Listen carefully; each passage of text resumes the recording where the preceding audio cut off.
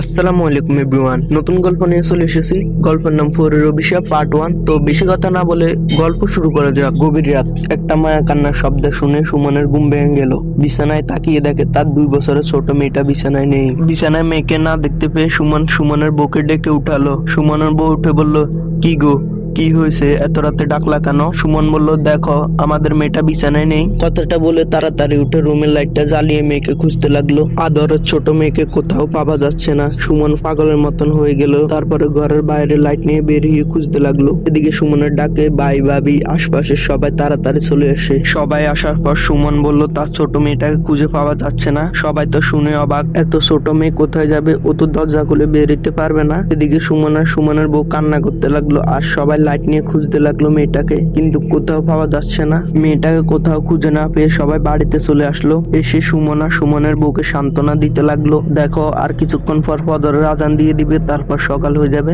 সকালে কোথাও না কোথাও ওকে পাওয়া যাবে। এভাবে কিছুক্ষণ পর ফজরের আজান দিল। ফজরের আজান দেওয়ার পর কিছু লোক নামাজ পড়তে চলে গেল। কিছুক্ষণ পর দিনের আলো ফুটে উঠলো। দিনের আলো ফুটে উঠতে মেয়েটাকে সবাই আবার খুঁজতে লাগলো। আশেপাশে খাটের নিচ ঝোপঝাড় সবকিছু খুঁজে ফেললো, কিন্তু মেয়েটাকে কোথাও পাওয়া যাচ্ছে না। এত ছোট বাচ্চা কোথায় যাবে? কিন্তু মা আর বাবার মন কিছুতেই মানছে না। অবশেষে তারা পুরো এলাকায় মাইকিং করে দিল, কিন্তু মেয়েটাকে কোথাও পাওয়া যাচ্ছে না। এভাবে একটা দিন কেটে গেল। তারপরে কিছু লোক বলল, তোমরা একটা কবিরাজের কাছে যাও, যদি কবিরাজ কিছু না কিছু জানতে পারে। নিজের ছোট মেয়েকে হারিয়ে সুমন পাগলের মতন হয়ে গেছে। যে যেটা বলছে সেটাই শুনছে। লোকেদের কথা শুনে সুমন একটা কবিরাজের কাছে যায়। কবিরাজের কাছে গিয়ে কবিরাজের সাথে দেখা করে। কবিরাজ এই ব্যাপারে কিছু বলতে পারে না। কবিরাজের কাছ থেকে কিছু না জেনে সুমন বাড়িতে চলে আসলো। বাড়িতে আসতে দেখে সুমনের মেয়ে হারিয়েছে, তাই বলে অনেক আত্মীয় স্বজন এসেছে। এভাবে আস্তে আস্তে 3 দিন পেরিয়ে যায়। 3 দিন পর মেয়েটার খোঁজ মিলে, কিন্তু জীবিত না, মৃত। 3 দিন পর সুমনের মেয়ের লাশ ভেসে উঠে তাদের পাশের পুকুরে। নিজের মেয়ের লাশ ভেসে উঠে সুমনের বউ বেহুশ হয়ে যায়। সুমন তো একদম ভেঙে পড়ে।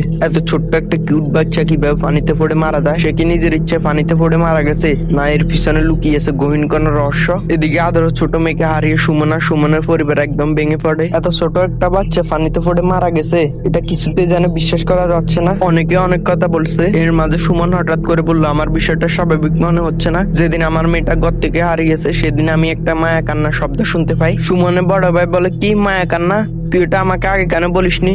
আমার মেয়েটাও যখন মারা গেছে সে সময় আমি মায়া কান্না শুনতে পাই। সুমনের ভাই বলে, আমার এই বিষয়টা স্বাভাবিক মনে হচ্ছে না। আমাদের পরিবারের উপর কোন আত্মা বা ডাইনির চোখ পড়েছে, তাই আমাদের 2 ভাই 2টা মেয়ে মেরে ফেলেছে। এই কথা সুমনের ভাইয়ের মুখ থেকে শুনে সুমন বলল, তাহলে তো আমার বাতিজা মানে তোমার ছেলেও বেঁচে থাকতো না, এখানে অন্য কোনো সমস্যা থাকতে পারে। এই কথা শুনে সুমনের ভাই বলল, তাও ঠিক, আমার মেয়েটা মারা যাওয়ার পরে আল্লাহ দিলে আমার একটা ছেলে হয়েছে। আজ পর্যন্ত তার এখনো কিছু হয়নি। ছেলেটার বয়স 4-5 বছর, এখনো আল্লাহ দিলে কোনো সমস্যাই হয়নি। সুমন বলল, দেখো বড় ভাই, তুমি কোনো ভালো হুজুর বা কবিরাজের খোঁজ করো, যেন আমার মেয়ের মতন তোমার ছেলের অবস্থা না হয়। সুমনের ভাবে বলল, সুমন ঠিক বলেছে, আমরা আমাদের ছেলেকে কোনো ভাবে হারাতে চাই না। তুমি কালকে একটা কবিরাজ বাড়িতে নিয়ে আসবা। কথা মতো পরের দিন অনেক খোঁজাখুঁজি করে সুমনের বড় ভাই একটা কবিরাজ বাড়িতে নিয়ে আসে। কবিরাজ এসে অনেক দেখাশোনার পরে সবাইকে বলে, আমি তো কিছু দেখতে পাচ্ছি না, কিন্তু হ্যাঁ একটা অশুভ ছায়ার প্রভাব আছে, এছাড়া কিছু দেখতে পাচ্ছি না। কিন্তু আপনাদের বাড়ির মেয়ে কেন মারা গেছে এই ব্যাপারে আমি কিছু বলতে পারছি না। কথাটা বলে কবিরাজ চলে গেল। এই ঘটনার পর সুমনের পরিবারের সাথে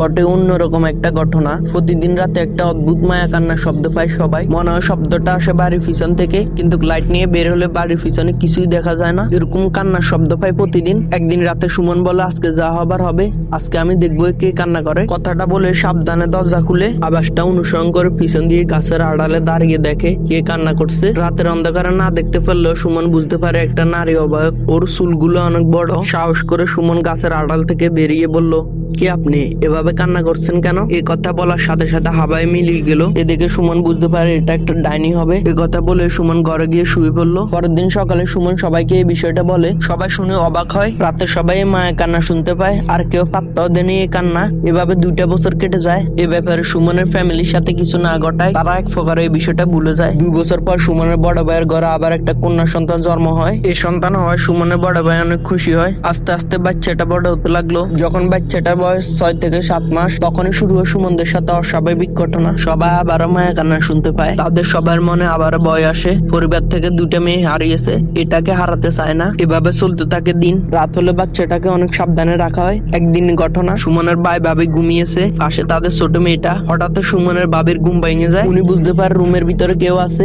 এই ভেবে উনি ঘুমের বান করে। এভাবে শুয়ে থাকতে থাকতে দেখে তাদের রুমের দরজা ভেদ করে কেউ একজন রুমের ভিতরে ঢুকে পড়লো। সেই পরীটা চুল ছিল অনেক বড়, মুখটা ভয়ানক না হলেও চোখগুলো জল জল করছিল। সেই পরীটা ছোট্ট মেয়েটার কাছে এসে বলল, তোকে নিয়ে যাব। এ কথা বলে যখন ধরবে তখনই সুমনের ভাবি চিৎকার করে উঠে মেয়েটাকে বুকে জড়িয়ে নেয়। এদিকে সেই পরীটা সেকেন্ডের মধ্যে বাতাসে মিশে যায়। সুমনের ভাবি চিৎকার শুনে সুমনের ভাই জেগে উঠে আর বলতে লাগলো, কি হয়েছে? সুমনের ভাবি সবই বলল। এভাবে তারা রাতে কেউ ঘুমায়নি। এভাবে আস্তে আস্তে সকাল হয়। সকাল হতে সুমনের বড় ভাই মেয়েটাকে নিয়ে মসজিদের হুজুরের কাছে ঝাড়ফুঁক দিয়ে নিয়ে আসে। এদিকে প্রতিদিন রাতে এসব মায়া কান্নার শব্দ শোনা যেত। সুমনের ভাই আর ভাবি বাচ্চাটাকে সাবধানে রাখতো। এভাবে কেটে যায় 1টি মাস। হঠাৎই এক রাতে সুমন আর সুমনের ভাবি একসাথে স্বপ্নে দেখে ঘুম থেকে জেগে যায়। স্বপ্নে তারা দেখতে পেল ওই পরীটা বলছিলাম না তোদের মেয়েকে নিয়ে যাব। এরকম স্বপ্ন দেখার পরে তারা পাশে তাকিয়ে দেখে তাদের ছোট মেয়েটা নেই। তাদের ছোট মেয়েকে না দেখতে পেয়ে তারা 2জন চিৎকার করতে লাগলো। চিৎকার শুনে সুমন আর সুমনের বউ চলে এলো। আশপাশ থেকে মানুষও এলো। তারপর সুমনের ভাই স্বপ্নের সব ঘটনা বললো। তারপর সবাই মিলে মেয়েটাকে খুঁজতে লাগলো।